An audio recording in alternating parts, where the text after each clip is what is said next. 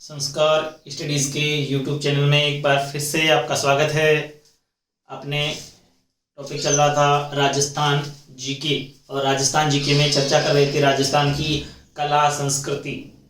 राजस्थान की जो कला संस्कृति है उसके बहुत सारे टॉपिक हमने पढ़ लिए थे। आज एक नया टॉपिक है जिस पर हम चर्चा करेंगे और वो है वेशभूषा।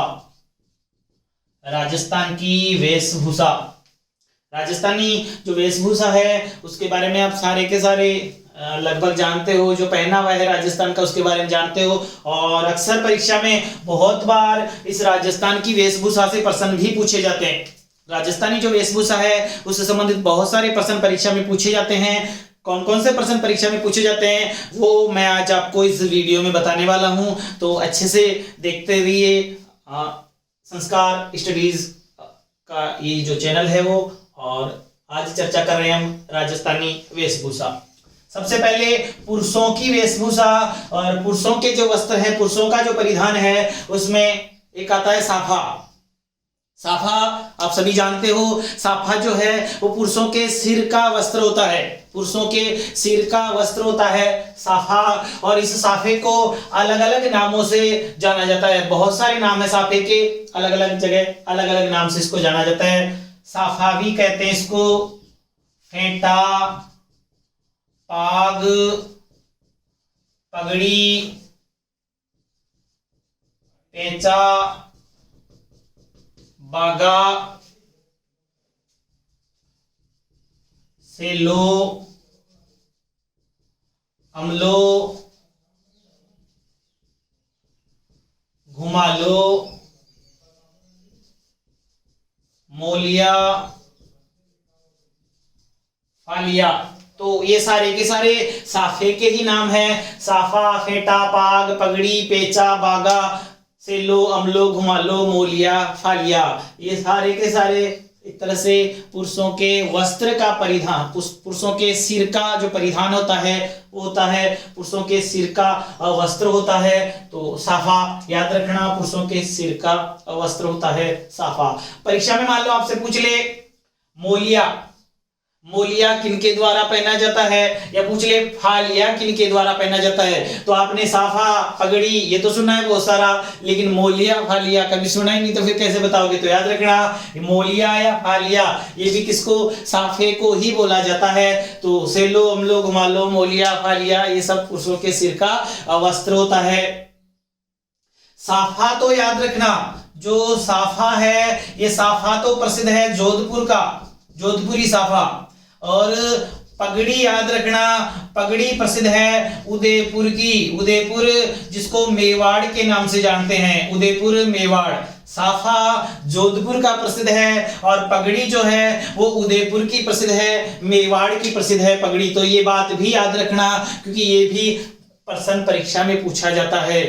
और शान का प्रतीक, पुरुषों में शान का प्रतीक माना जाता है किसको, साफे को शान का प्रतीक माना जाता है। पुरुषों की शान का प्रतीक है ये साफा या पगड़ी, तो इस बात को ध्यान रखना।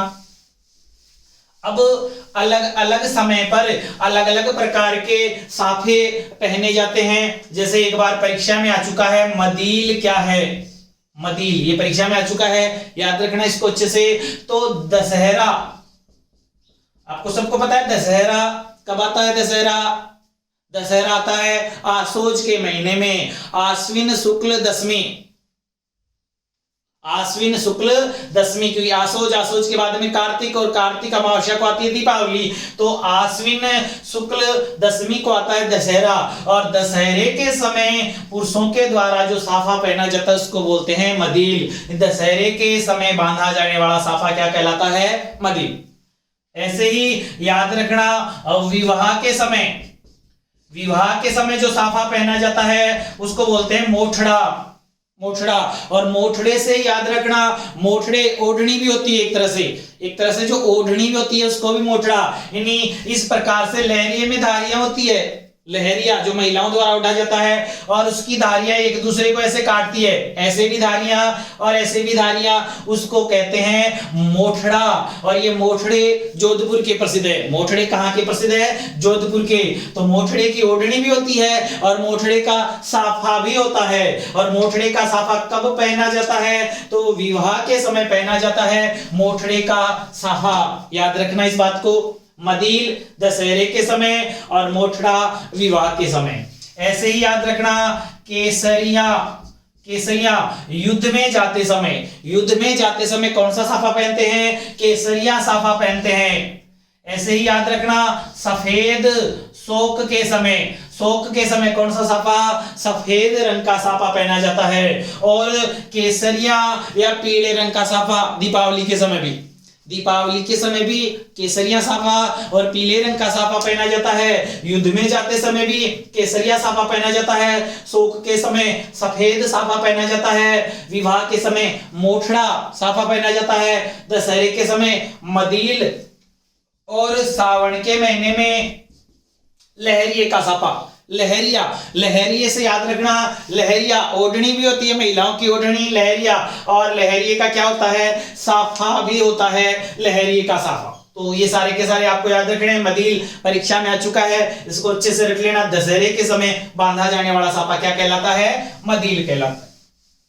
इसके अलावा साफे के लिए याद रखना, साफे के लिए आपको याद रखना है बंधेज कला। साफे को रंगने की जो कला आती है बंधेज कला, तो बंधेज कला द्वारा रंगा गया, 5 रंगों में रंगा गया जो साफा होता है उसको बोलते हैं बावरा। बंधेज कला द्वारा 5 रंगों में रंगा गया साफा बावरा। और 2 रंगों में रंगा गया साफा जो होता है वो मोरठा। एक तो होता है मोठड़ा। तो मोठड़ा तो क्या होता है? ऐसे लहरिये की धारियां और ऐसे भी काटती है, इन्हें दोनों तरफ काटती हुई धारियां, वो तो होता है मोठड़ा जो प्रसिद्ध है जोधपुर का। और मोरठा 2 रंगों में रंगा गया साफा क्या कहलाता है? मोरठा। जबकि बंधेज कला द्वारा 5 रंगों में रंगा गया साफा कहलाता है बावरा। और 1 रंग का जो साफा होता है उसको बोलते हैं राजशाही। 1 रंग का साफा क्या कहलाता है? राजशाही कहलाता है 1 रंग का साफा। तो ये सारी बातें आपको याद रखनी है। इसके अलावा मेवाड़ के लिए याद रखना मेवाड़ की प्रसिद्ध है पगड़ी। उदयशाही, अमरशाही, स्वरूपशाही, विजयशाही, ये सारे क्या है? तो पगड़ियों के प्रकार है। परीक्षा में पूछा जाता है ये प्रश्न, उदयशाही, अमरशाही, विजयशाही, स्वरूपशाही क्या है? तो ये पगड़ियों के प्रकार हैं। राजाओं ने अपने नाम से पगड़ियों के क्या रखे थे? नाम रखे थे। और पगड़ी प्रसिद्ध है मेवाड़ के जो महाराणा हैं, मेवाड़ के महाराणा 26 वार की पगड़ी बांधते हैं। मेवाड़ के महाराणा 26 वार की पगड़ी बांधते हैं और एक वार में 3 फीट। एक वार में कितने फीट होते हैं? 3 फीट होते हैं। यानी 26 वार में कितने फीट हो गए? 78 फीट। 78 फीट लंबी पगड़ी बांधते हैं मेवाड़ के महाराणा, जिसको कहा जाता है पाग। जिसको कहते हैं पाग। जो 26 वार की पगड़ी होती है उसको पाग कहते हैं। मेवाड़ के महाराणा 26 वार की क्या बांधते हैं? पगड़ी बांधते हैं। और मेवाड़ के लिए याद रखना, मेवाड़ महाराणाओं के पगड़ी बांधने वाला जो व्यक्ति होता है उसको बोलते हैं छाबदार। मेवाड़ में पगड़ी बांधने वाला क्या कहलाता है? छाबदार। याद रख लेना अच्छे से, परीक्षा में पूछा जा चुका है ये प्रश्न, परीक्षा में आ चुका है। मेवाड़ में पगड़ी बांधने वाला क्या कहलाता है? तो छाबदार। मेवाड़ महाराणा के पगड़ी बांधने वाले व्यक्ति को क्या बोलते हैं? छाबदार कहा जाता है। रख लेना इसको अच्छे से, आगे भी आ सकता है परीक्षा में छाबदार।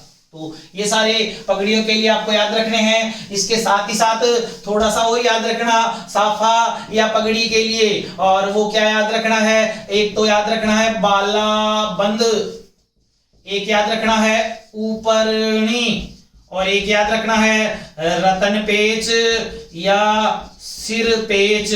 तो बालाबंद साफे के ऊपर धारण किया जाने वाला जरीदार वस्त्र, जरी का वस्त्र। साफे के ऊपर धारण किया जाने वाला जरी का वस्त्र तो कहलाता है बालाबंद। और साफे के ऊपर धारण किया जाने वाला साधारण वस्त्र, साफे के ऊपर बांधे जाने वाला, साफे के ऊपर बांधा जाने वाला वस्त्र कहलाता है उपरणी, और अगर जरीदार वस्त्र होता है वो कहलाता है बालाबंद। और साफे पर धारण किया जाने वाला आभूषण जो होता है वो रत्नपेच या सिरपेच। तो इसके लिए पूछा जाता है कि रत्नपेच या सिरपेच आभूषण किनके द्वारा पहना जाता है? पुरुषों के द्वारा पहना जाता है। पुरुषों के द्वारा साफे पर धारण किया जाने वाला जो आभूषण होता है वो होता है रत्नपेच या सिरपेच। और बालाबंद जरी का वस्त्र जो साफे पर धारण किया जाता है, उपरणी साधारण वस्त्र जो साफे पर बांधा जाता है। तो ये सारे के सारे साफे के लिए आपको याद रखने हैं। साफा कहाँ का? जोधपुर का। और पगड़ी कहाँ की प्रसिद्ध है? तो मेवाड़ की प्रसिद्ध है। नाम इनके याद रख लेना, अमरशाही है, विजयशाही है, स्वरूपशाही है, उदयशाही है। ये सारे के सारे क्या है? पगड़ियों के प्रकार, पगड़ियों के नाम है। इसके अलावा पुरुषों का ही एक वस्त्र है टोपी। टोपी पुरुषों के द्वारा, और टोपी के भी कुछ नाम हैं जो आपको याद रखने हैं। खांगसा नुमा, तो खांगसा नुमा है, एक दुपलिया है, एक चौपलिया है। खांगसानुमा, दुपलिया, चौपलिया, ये सारे क्या हैं? तो टोपी के प्रकार हैं। और 19वीं सदी में धीरे धीरे साफे का प्रचलन कम हो गया और टोपी का प्रचलन शुरू हो गया था। तो टोपी भी पुरुषों के सिर का वस्त्र होता है। टोपी में से अगर प्रश्न आएगा तो इनके नाम आ सकते हैं, इनको याद रख लेना अच्छे से। खांगसानुमा, दुपलिया, चौपलिया क्या है? तो ये टोपी के प्रकार, टोपी के प्रकार हैं। एक याद रखना खेस, और एक याद रखना अजरक। अजरक एक प्रिंट भी है, अजरक और मलीर प्रिंट, बाड़मेर। अजरक और मलीर प्रिंट कहाँ की है? तो बाड़मेर। और एक अजरक वस्त्र आता है, एक खेस वस्त्र आता है। खेस के लिए याद रखना जो हिंदू पुरुष होते हैं, तो हिंदू पुरुषों द्वारा कंधे पर धारण किया जाने वाला वस्त्र होता है खेस। सर्दी से बचने के लिए इसको ओढ़ लेते हैं, और नहीं तो कंधे पर धारण करते हैं। हिंदू पुरुषों द्वारा कंधे पर धारण किया जाता है ये खेस। जब सर्दी लगती है तो ओढ़ लेते हैं, नहीं तो कंधे पर धारण करते हैं सर्दियों में ये खेस। और अजरक तो मुसलमान पुरुषों द्वारा अजरक भी कंधे पर धारण किया जाता है। जब नमाज पढ़ते हैं तो इसको बिछा लेते हैं, और नहीं तो वापस कंधे पर धारण कर लेते हैं। तो अजरक मुसलमान पुरुषों द्वारा कंधे पर धारण किया जाता है, खेस हिंदू पुरुषों द्वारा कंधे पर धारण किया जाता है। और अजरक और मलीर प्रिंट कहाँ की प्रसिद्ध है? तो वो प्रसिद्ध है बाड़मेर की। इसके अलावा एक याद रखना अंगरखी, बहुत बार परीक्षा में प्रश्न आ चुका है। अंगरखी जिसको किस नाम से जानते हैं? बुगतरी के नाम से जानते हैं। और इसी का संशोधित रूप क्या कहलाता है? अचकन कहलाता है। बस इसी में से ज्यादातर यही प्रश्न आता है, वेशभूषा में से अधिकतर यही प्रश्न आता है।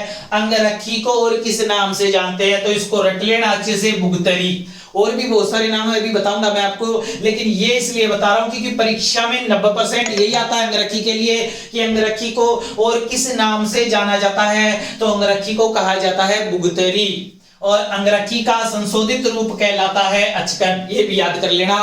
अंगरखी संशोधित रूप अचकन, और अंगरखी को और किस नाम से? बुगतरी के नाम से जानते हैं। संशोधित रूप है अचकन और अन्य नाम है बुगतरी। अब ये अंगरखी क्या होती है? तो अंगरखी याद रखना पुरुषों की पूरी बाह की बनियान, पुरुषों के द्वारा जो बनियान पहनी जाती है, एक तरह से मान सकते हैं कि जो जेब वाली बनियान होती है, पश्चिमी राजस्थान में चलती है ये जेब वाली जो बनियान होती है, उसको बोलते हैं अंगरखी। और इसका संशोधित रूप अचकन है, अन्य नाम क्या है? बुगतरी। तो अंगरखी को बुगतरी भी कहा जाता है। इसके अलावा इसको डगलो भी कहा जाता है, इसको कानो भी कहा जाता है, इसको मिर्जाई भी कहा जाता है, बगल बंद भी कहा जाता है, इसको दुतई भी कहा जाता है, गदर और गाबा भी कहा जाता है। ये सारे नाम इसी के हैं।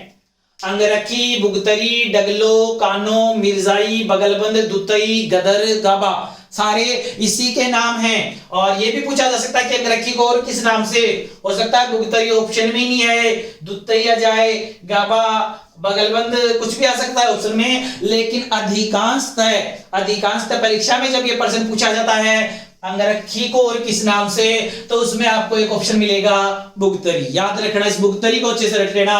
अंगरखी को भुगतरी के नाम से भी जाना जाता है और ये पुरुषों का वस्त्र है। पुरुषों की जो बनियान होती है वो होती है अंगरखी और इसका संशोधित रूप कहलाता है अचकन। इसके अलावा एक याद रखना चोगा, चोगा या चुग्गा। चोगा जो होता है वो अमृतसर पंजाब जो है वहां के ऊन के जो चोगे हैं वो अमृतसर पंजाब के प्रसिद्ध हैं। और अंगरखी के ऊपर पहना जाने वाला जो वस्त्र होता है वो चोगा या चुग्गा कहलाता है और ऊनी चोगे प्रसिद्ध हैं। कहां के? अमृतसर के प्रसिद्ध हैं। एक होता है जामा, तो कमीज की जगह, कमीज के स्थान पर पहना जाने वाला जो वस्त्र होता है वो क्या कहलाता है? जामा कहलाता है। कमीज के स्थान पर पहना जाने वाला वस्त्र पुरुषों का वस्त्र है ये भी। ब्रजेश, तो चूड़ीदार पजामे के स्थान पर पहना जाने वाला वस्त्र क्या कहलाता है? ब्रजेश कहलाता है। एक है घुग्गी और इस घुग्गी को ही बोलते हैं बरसाती। पुरुषों के द्वारा बरसात से बचने के लिए जो ऊन का कम्बलनुमा मोटा वस्त्र उड़ा जाता है, ऊन का मोटा वस्त्र जो बरसात से बचने के लिए उड़ा जाता है उसको बोलते हैं घुग्गी या बरसाती। पुरुषों का वस्त्र है घुग्गी या बरसाती। एक होता है पछेवड़ा, तो पुरुषों द्वारा सर्दी से बचने के लिए, ये तो बरसात से बचने के लिए घुग्गी, तो पछेवड़ा सर्दी से बचने के लिए, पुरुषों द्वारा सर्दी से बचने के लिए जो कम्बलनुमा मोटा वस्त्र ओढ़ा जाता है उसको क्या बोलते हैं? पछेवड़ा। तो पछेवड़ा भी किनका? पुरुषों का परिधान है। एक है आत्म सुख, तो इसके लिए ध्यान रखना पुरुषों द्वारा सर्दी से बचने के लिए घुटनों तक लंबा जो कोट वस्त्र पहना जाता है उसको बोलते हैं आत्मसुख। घुटनों तक लंबा पहना जाने वाला वस्त्र आत्मसुख, सर्दी से बचने के लिए। और सबसे पुराना जो आत्मसुख है वो सिटी पैलेस जयपुर के सिटी पैलेस में रखा हुआ है सबसे पुराना आत्मसुख। तो ये याद रखना, ये सारे पुरुषों के वस्त्र हैं। जामा कमीज के स्थान पर, ब्रजेश चूड़ीदार पजामे के स्थान पर, घुग्गी बरसाती बरसात से बचने के लिए, पछेवड़ा सर्दी से बचने के लिए, आत्मसुख भी सर्दी से बचने के लिए। तो ये सारे के सारे पुरुषों के वस्त्र हैं, पुरुषों का परिधान है। उसमें परीक्षा में जो पूछा जाएगा वो सीधा पूछा जाएगा। पछेवड़ा पहना जाता है तो पुरुषों के द्वारा पहना जाता है पछेवड़ा, या उसमें पूछा जाएगा पुरुषों का परिधान है, और एक ऑप्शन में मिल जाएगा आपको पछेवड़ा। एक है पटका जिसको कमरबंद भी बोलते हैं, कमरबंद, बेल्ट जिसको बोलते हैं अपनी भाषा में बेल्ट। तो पटका कमरबंद पुरुषों द्वारा कमर में धारण किया जाने वाला वस्त्र। और इसके लिए याद रखना अहमदाबाद और बनारस, पटके जो हैं वो अहमदाबाद और बनारस के प्रसिद्ध हैं। तो ये इसके लिए याद रखना। इसके अलावा और जो पुरुषों के वस्त्र हैं आदिवासियों में जो पुरुषों के द्वारा पहने जाते हैं उनमें एक है ढेपाड़ा, एक है पोत्या, एक है खोयतू, इसके अलावा एक है सलूका, एक है पंछा, एक है अंगोछा। तो ये आदिवासियों के द्वारा पहने जाते हैं। एक होता है खपटा। तो ये सारे के सारे आपको याद रखने, क्योंकि इनमें से बहुत बार प्रश्न पूछा जाता है। ज्यादातर पहनावे में आदिवासियों का जो पहनावा है, आदिवासियों के परिधान है, उसमें से परीक्षा में प्रश्न आते हैं। ढेपाड़ा के लिए याद रखना भील पुरुषों की तंग धोती क्या कहलाती है? ढेपाड़ा कहलाती है। तंग धोती, छोटी धोती जो होती है वो कहलाती है तंग धोती। तो भील पुरुषों की धोती ढेपाड़ा। पोत्या भील पुरुषों के सिर का साफा क्या कहलाता है? पोत्या कहलाता है। खोयतू भील पुरुषों द्वारा कमर में बांधी जाने वाली लंगोट क्या कहलाती है? खोयतू। सलूका सहरिया पुरुषों की अंगरखी सलूका। पंछा सहरिया पुरुषों की धोती कहलाती है पंछा। खपटा सहरिया पुरुषों का साफा कहलाता है खपटा। और अंगोछा आदिवासियों द्वारा सिर पर बांधा जाने वाला तौलिए नुमा वस्त्र। आदिवासी पुरुषों द्वारा सिर पर जो तौलिए नुमा वस्त्र बांधा जाता है वो कहलाता है अंगोछा, केरी भात का अंगोछा। जो अंगोछा प्रसिद्ध है वो कौन सा प्रसिद्ध है? केरी भात का अंगोछा प्रसिद्ध है। तो ये सारे आदिवासियों के वस्त्र हैं जो आपको याद रखने। वापस से बता रहा हूं आपको, ढेपाड़ा भील पुरुषों की तंग धोती, पोत्या भील पुरुषों के सिर का साफा, खोयतू भील पुरुषों के कमर में बांधे जाने वाली लंगोट, सलूका सहरिया पुरुषों की अंगरखी, पंछा सहरिया पुरुषों की धोती, अंगोछा आदिवासी पुरुषों द्वारा सिर पर बांधा जाने वाला तौलिए नुमा वस्त्र, और खपटा सहरिया पुरुषों का साफा। भील पुरुषों का तो ढेपाड़ा और सहरिया पुरुषों का साफा कहलाता है खपटा। तो ये राजस्थान में कुछ पुरुषों के परिधान हैं जो परीक्षा में पूछे जाते हैं। और भी बहुत सारे परिधान हैं, लेकिन जो परीक्षा में पूछे जाते हैं परिधान, वो मैंने लगभग आपको सारे परिधान बता दिए हैं, जिनको आप अच्छे से याद कर लेना। इसके अलावा राजस्थान में महिलाओं के द्वारा, महिलाओं के जो परिधान हैं, अब बात करते हैं महिलाओं की वेशभूषा, महिलाओं के परिधान। तो महिलाओं के परिधान में एक आता है लहंगा, लहंगा जिसको घाघरा भी कहा जाता है, और घाघरे से याद रखना रेशमी घाघरा, जयपुर का रेशमी घाघरा कहाँ का प्रसिद्ध है? जयपुर का प्रसिद्ध है रेशमी घाघरा। और ग्रामीण क्षेत्रों में, गांव में महिलाओं के द्वारा जो ऊन का, ज्यादातर आदिवासी जो क्षेत्र होते हैं वहां पर महिलाओं द्वारा ग्रामीण क्षेत्रों में ऊन का घाघरा पहना जाता है। उस ऊनी घाघरे को क्या कहा जाता है? धाबड़ा कहा जाता है। तो लहंगा महिलाओं का परिधान है, और रेशमी घाघरा जयपुर का प्रसिद्ध है। ग्रामीण क्षेत्रों में महिलाओं द्वारा जो ऊन का घाघरा पहना जाता है उसको बोलते हैं धाबड़ा, धाबड़ा कहा जाता है। कंजर जाति और कालबेलिया जाति में नृत्य करते समय महिलाओं के द्वारा 80 कड़ी का लहंगा भी पहना जाता है, 80 कड़ी का लहंगा। कालबेलिया जाति के द्वारा जो नृत्यों में मैंने आपको बताए थे, इंडोणी, पनिहारी, संकरिया, बागड़िया कालबेलिया जाति के नृत्य हैं, और गुलाबो कालबेलिया जाति की प्रसिद्ध नृत्यांगना मानी जाती है। यानी कालबेलिया नृत्य को यूनेस्को की धरोहर सूची में शामिल करवाया है गुलाबो ने। कंजर जाति, तो कंजर जाति के द्वारा नृत्य किया जाता है चक्री नृत्य, चक्री नृत्य, और वो कजली तीज के मेले में बूंदी में किया जाता है। कजली तीज का जो मेला भरता है वो कहाँ भरता है? बूंदी में।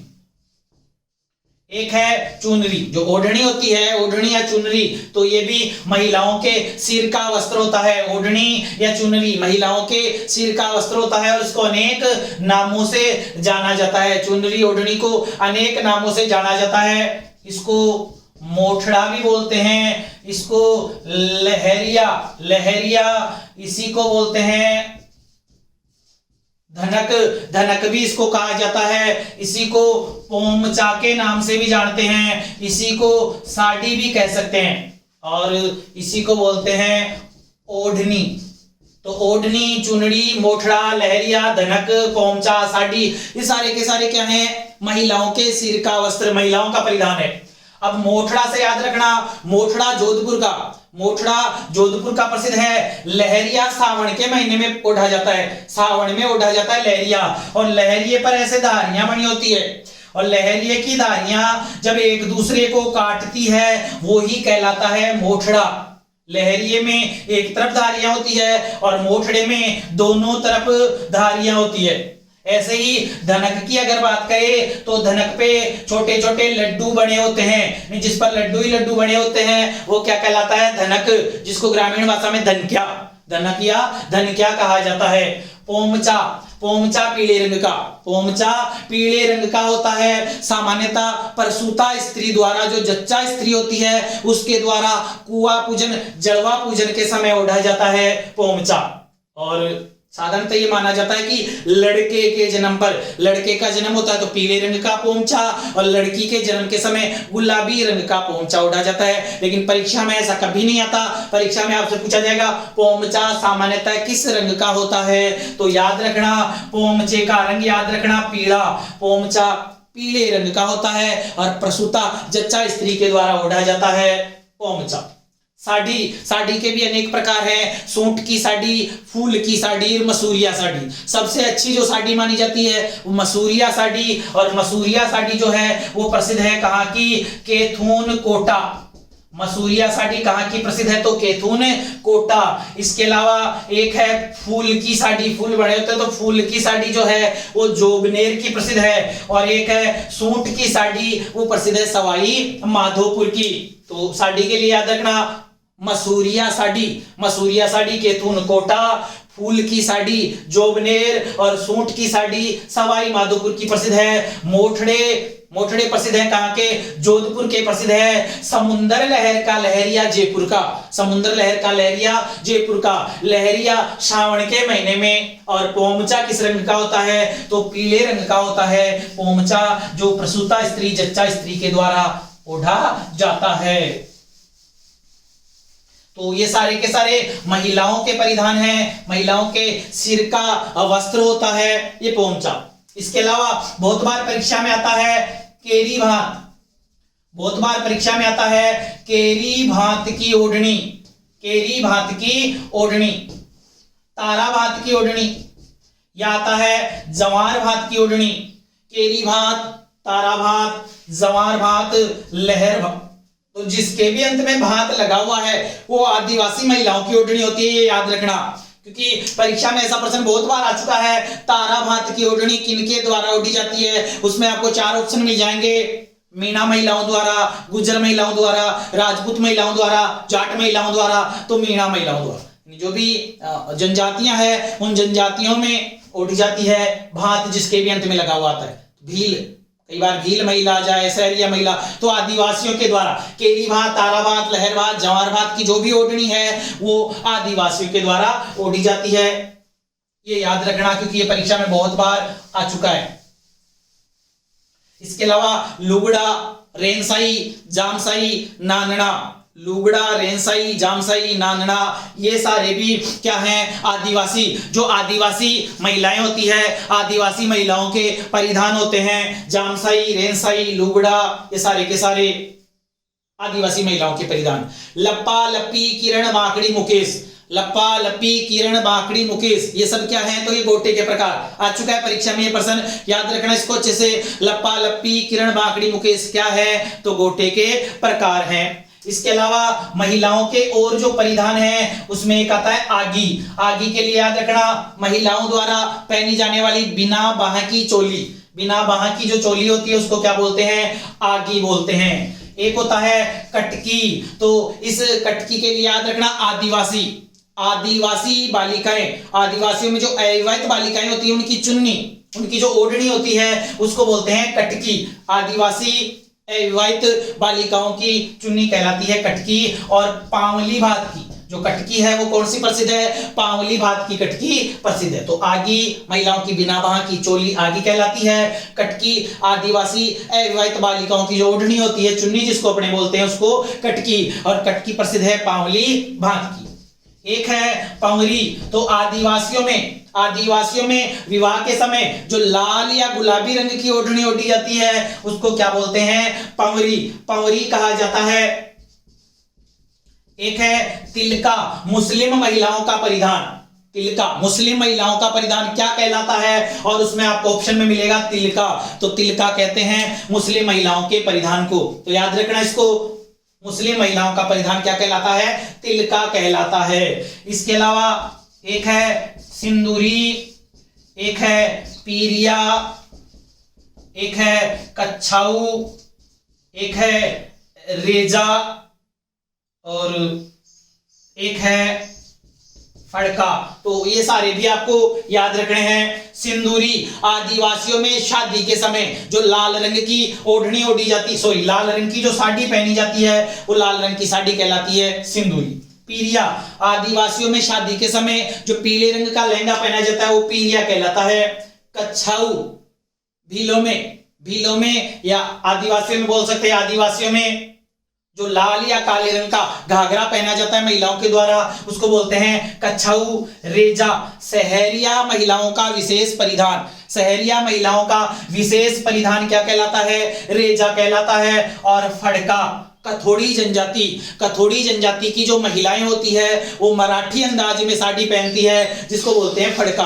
कथोड़ी जनजाति मूल रूप से महाराष्ट्र की जनजाति है और राजस्थान में निवास करती है, कोटड़ा तहसील उदयपुर। कथोड़ी जनजाति के द्वारा खेर वृक्ष से कत्था तैयार किया जाता है, खेर के वृक्ष से कत्था तैयार किया जाता है कथोड़ी जनजाति के द्वारा, और इनमें महिलाओं द्वारा मराठी अंदाज में साड़ी पहनी जाती है जिसको बोलते हैं फड़का। सहरिया, सहरिया महिलाओं का विशेष परिधान रेजा। आदिवासी महिलाओं द्वारा पहना जाने वाला लाल या काले रंग का लहंगा क्या कहलाता है? कच्छाऊ। ये आ चुका है, बहुत बार आ चुका है, याद रखना इसको। कच्छाऊ परिधान है या कच्छाऊ किन के द्वारा पहना जाता है? तो महिलाओं के द्वारा पहना जाता है, इसको याद रखना। आदिवासी महिलाओं के द्वारा पहना जाता है कच्छाऊ। आदिवासी महिलाओं द्वारा लाल या काले रंग का जो लहंगा पहना जाता है उसको बोलते हैं कच्छाऊ। पीरिया, पीले रंग का लहंगा जो शादी के समय पहना जाता है आदिवासियों में। लाल रंग की साड़ी जो शादी के समय पहनी जाती है आदिवासियों में। तिलका, मुस्लिम महिलाओं का परिधान आदिवासियों में शादी के समय जो ओढ़नी ओढ़ते हैं उसको पावरी। गुलाबी रंग की हो सकती है ये पावरी, सिंदूरी रंग की हो सकती है। कटकी, तो आदिवासियों में अविवाहित बालिकाओं की ओढ़नी कटकी और आगे महिलाओं की बिना बाह की चोली। इसके अलावा जो भात वाली बताई थी वो अच्छे से याद रखना। आदिवासियों में जो भी जनजातियां हैं उन जनजातियों में लहर भात, तारा भात, ज्वार भात, केरी भात, ये सारी ओढ़नी के प्रकार हैं और ये आदिवासी महिलाओं के परिधान हैं। तो ये सारे के सारे पुरुषों के परिधान और महिलाओं के परिधान मैंने आपको बता दिए हैं। जो भी प्रश्न बनता है परीक्षा में तो वो इन्हीं में से बनता है, इनको अच्छे से याद कर लेना। लगभग आपका ये वेशभूषा का टॉपिक कंप्लीट है। आगे नेक्स्ट वीडियो में अगले नए टॉपिक के साथ मिलेंगे। धन्यवाद।